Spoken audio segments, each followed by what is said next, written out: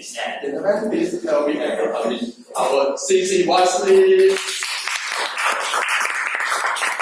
That's one of the nine. Thank you very much. Who told you we're going to motivate people, by the way? Fellow Toastmasters and most welcome guests. Humans, we are very, very strange beings. And usually we don't even know what we want in many times, right? You have it in your life that sometimes you don't know what you want, what decision to make. And that couldn't be very different when it comes to motivating people or groups of people. There is no common structure that you can identify that by doing this you can motivate someone, because everybody is different, unique.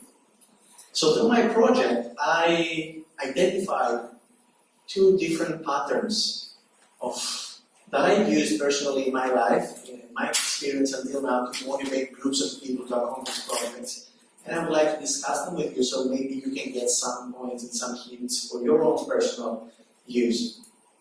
So point number one, I've identified the scenario that is called, in my experience, I named it, the fearless leader. The fearless leader scenario usually works when you have groups of people and your group of people is kind of the insider in the team and an opposite group of people is the outsider.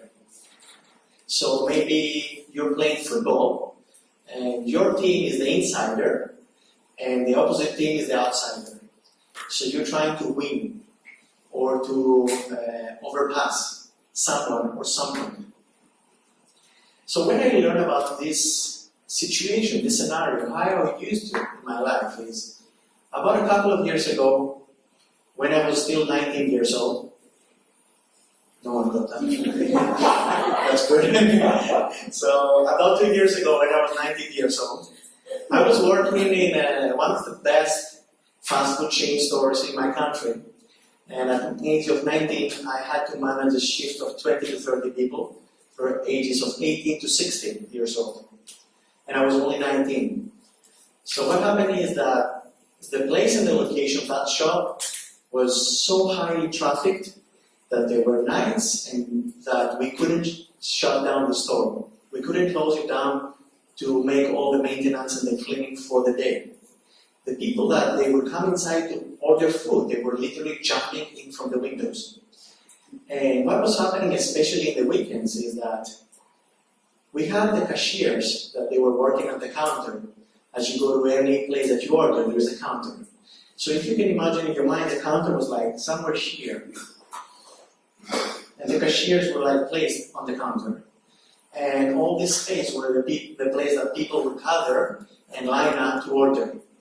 And the door was like behind Toastmaster Club, which was the street. So don't look behind their cars. So what was happening is that there were like 2 to 3 hours every weekend that the cashiers would not be able to see the street outside from the amount of people inside the store. And that was kind of quote-unquote a battle for us.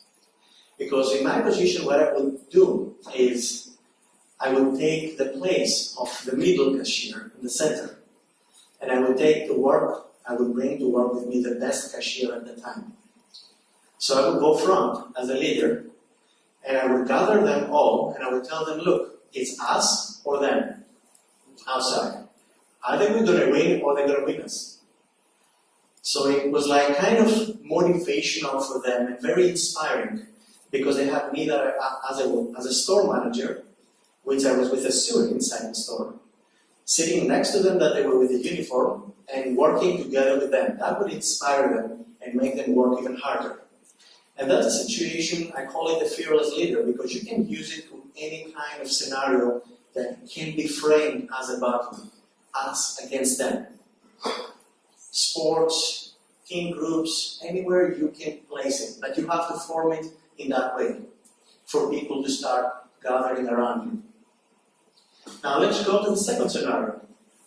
The second scenario, I started realizing how to use it and started testing it about 4 years ago. And I call it the idea pioneer. Idea pioneer. And how this works